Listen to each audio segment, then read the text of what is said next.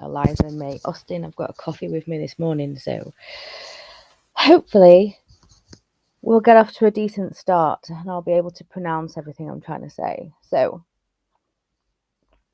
there's been quite a decent amount of stuff in the news in the past 24 hours, but I've picked out the things that are the most impactful, in my opinion. If you don't agree with that, read your own damn articles. Okay, so I am super intrigued to test this out. The US Cybersecurity and Infrastructure Security Agency, you'll know it as CISA, has released a new open source incident response tool that helps detect signs of malicious activity in Microsoft cloud environments. Super interesting. Want to test it out.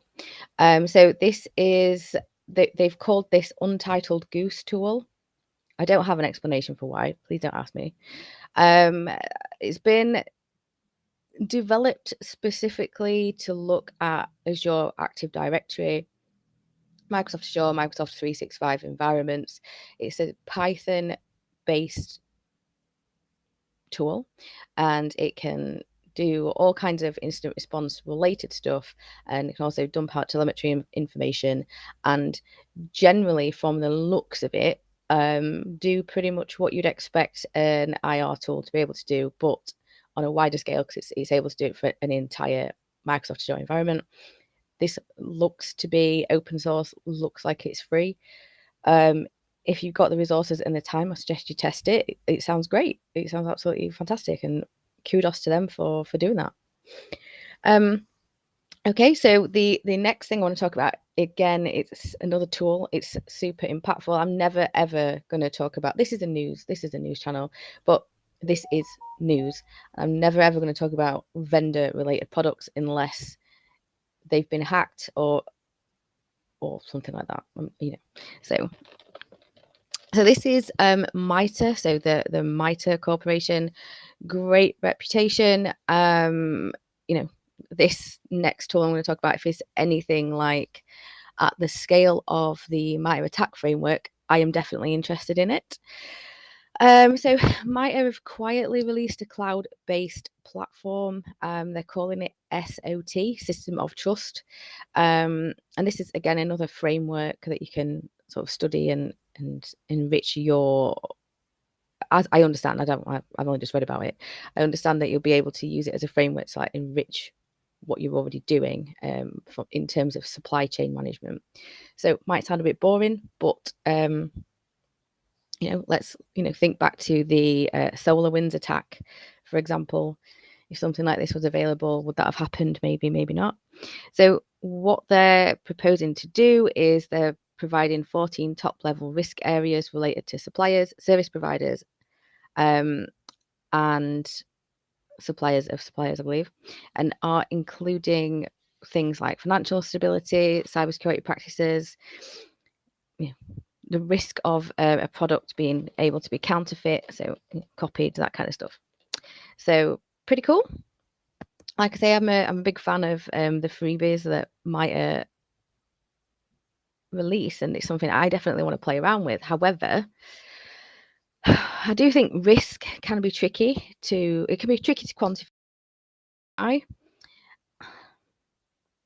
think risk appetites change from one organization to another, from one leader to another, and so does the subject of that risk and the repercussions associated with the attack that exploits that risk, right?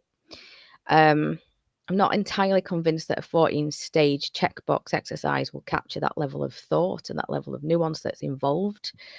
And I do worry that the more tick boxes we create as an industry, the less amount of cognitive requirement we have to undertake. I don't know if that's a good thing. Maybe it is. I've certainly come across plenty of people in positions of leadership in cyber defense in some pretty, critical organizations, even critical national infrastructure, don't have a grasp on the risks and the threats that they face. Maybe removing that can help some organizations, but then does it become the minimum and then by proxy the maximum amount of work that is done? So I don't know. I'm interested to try it out, and I'm interested to give my feedback if anyone cares to listen. But yeah, let me know your thoughts in the comments, because I'm totally conflicted on that one. I guess the proof is in the pudding, right? Okay, so there's a new Android Trojan called Nexus. A threat actor has targeted 450 banks and cryptocurrency services worldwide with a dangerous Android Trojan. Sorry, I don't know why I'm laughing. So there's a load of different features in this, including hijacking online accounts for potential siphoning funds out of them via, let's have a look, account takeover. Overlay attacks can be performed by this malware as well. Login keystrokes, stealing user credentials through login keystrokes, and intercepting SMS messages. So that will be to grab those two-factor authentication codes as well. So pretty nasty. The initial infection vector is unknown, according to this article. What I would suggest is, if you want to avoid this, be careful what you install on your mobile devices. Make sure you get updates, that kind of thing, the usual. And if you're going to install any apps, just have a poke around and a nosy about what they are, how many other people have installed them. Is the developer known in terms of, is it a company, is it something that you can search online, or does it just come up with nothing? That's where my concerns would be. Typical. The malware's been made available for other threat actors to use. How kind, so sweet.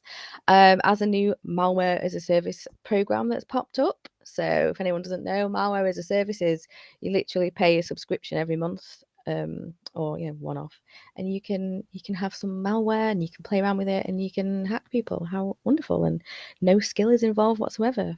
Fabulous. This is what us defenders are dealing with. Brilliant.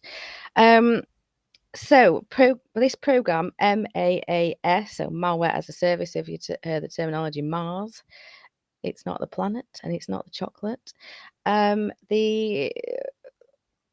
So this program is they've not told us how many subscribers they've got to this program yet. It's not in the article, but it's interesting. It would be interesting to know, wouldn't it? So how many people are renting functionality from this malware?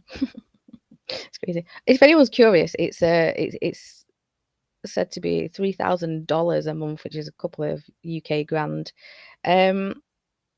So you got to have a decent amount of money to just, for an individual, a decent amount of money to just throw at the wall, see what sticks, I guess. So this next one is a really scary title. Security researchers find bugs, big and small, in every industrial box probed. I don't know where the accent came from, but I should definitely do voiceovers for action films. Anyway, so this article, if you were to read it out of context, as in if you wasn't familiar with OT, ICS, SCADA, you might go, wow, this is incredibly terrifying. What are our critical national infrastructure, oil and gas and the water board, and what are all these companies doing? So it says devices used in critical infrastructure are riddled with vulnerabilities that can cause denial of service, allow configuration manipulation, and achieve remote code execution, according to security researchers. Okay, and then the next thing that caught my eye in here was, worryingly, many of these products are certified but suffer from vulnerabilities that should be caught in the certification process. Absolutely. They should be caught and they should be logged as risks, and they should be managed as risks. So there are plenty of OT devices out there. So I'm going to say OT, and I'm going to encapsulate it. I'm going to encapsulate SCADA and ICS in there with that terminology. There's loads and loads of knowledge out there about OT devices and the risks associated with them. Everything from life support machines have got vulnerabilities, all the way to a factory that pumps out paint for Sainsbury's Homebase. I have no affiliation with Sainsbury's Homebase. I don't even like them. I think they're quite expensive, to be honest. I'd rather go to Wilko's. All of these devices are massively expensive. You think of how expensive a big, massive machine is that churns a load of paint, pumps it out into a pot, slaps the lid on it. That's multiple machines, but you think of how expensive that is. Like, it has got to last you years. You can't have that think, oh, well, in 2 years, we'll just replace it like you would with maybe a laptop, for example. You have to really take into account the cost. These things are millions of pounds, and they do incur a vast amount of vulnerabilities. And if you were to have them open on the internet, they'd absolutely get wrecked. So you put them on closed air-gapped networks.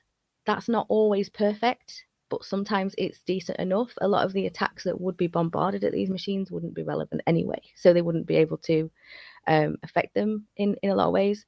I think that this sort of rhetoric is why a lot of companies that specialize in OT don't have the time of day for cybersecurity professionals, which then turns them off the idea of cyber. So then any moving forward we can make an industry where we can really sort of bring OT with us is lost, because they think they're being told they're doing a shit job. They're not. Their job isn't always cybersecurity. Their job is concentrating on keeping that business going, or that production line going, or whatever. That oil coming out of the ground, that's what they concentrate on. That oil coming out of the ground safely. They don't really care if someone's trying to faff around with the computers, because they know it's not going to successfully happen, because they're on an isolated network. There's nothing going out online, blah, blah, blah, and it goes on and on and on. The mitigations around those vulnerabilities are what are important in a lot of cases. I'm not saying every case, but in a lot of cases. So when we get, this article is pretty good, actually, and I'm interested to read this report, and this is not a dig at the people that wrote this report, actually, but it's the rhetoric behind it that I think probably the journalists have put on the overlay of this, is that OT, ICS, SCADA are crap, and that they aren't doing a good job of it, and that we are the saviours and we need to come in and save them. Actually, they're saying, why don't you piss off and leave me to do my job, and I'll leave you to do yours, because we've destroyed that conversation piece with them. So they pull away from it altogether. The weaknesses often are known. The products are super, super expensive. And I have heard of multiple times of a big, massive factory with a production line that, every minute it costs them thousands and thousands of pounds. So if they go down for a day, it might be a few £100,000, it might be £1 million, might be a bit more, that it's going to cost this company to get in the loss of production, let alone to bring it all back. And those problems are caused by penetration testers, cybersecurity in quotation marks professionals turning up on site and doing vulnerability scans, or doing just scanning the network for various different ports or whatever, and knocking the systems offline and costing that particular company money. And you can argue that if that's possible, then there's a weakness there that needs to be protected. Yes, but you had to go into the factory in order to do that. So surely the defense of the physical space is more important. It's an argument, it's worth having, but there's never, in these conversations or panel discussions you see at these events, these fancy events, there's never anyone from the OT industry at those things. There's never like, an electrical engineer that specializes in, what I see. I don't even know that enough about the word conveyor belt. I was going to say conveyor belt. Those kinds of people, because they would just say this is not particularly relevant. I'm interested to know your comments, because this article is going to be read by people in cybersecurity. It's going to further push that narrative that everything's doomed, and we can't do anything about it, blah blah blah, no one's listening to us, and I just feel like it's just not true. Anyway, I'll stop ranting, and well, no, I won't. I'll just stop ranting on a live stream. I'll just I rant all day, that's all I do. It's basically what I get paid to do, though, so doing a good job. Have a lovely day. Thank you for tuning in to today's daily cyber briefing, and I'm so glad that I don't have to do this tomorrow. I'll see you on Monday.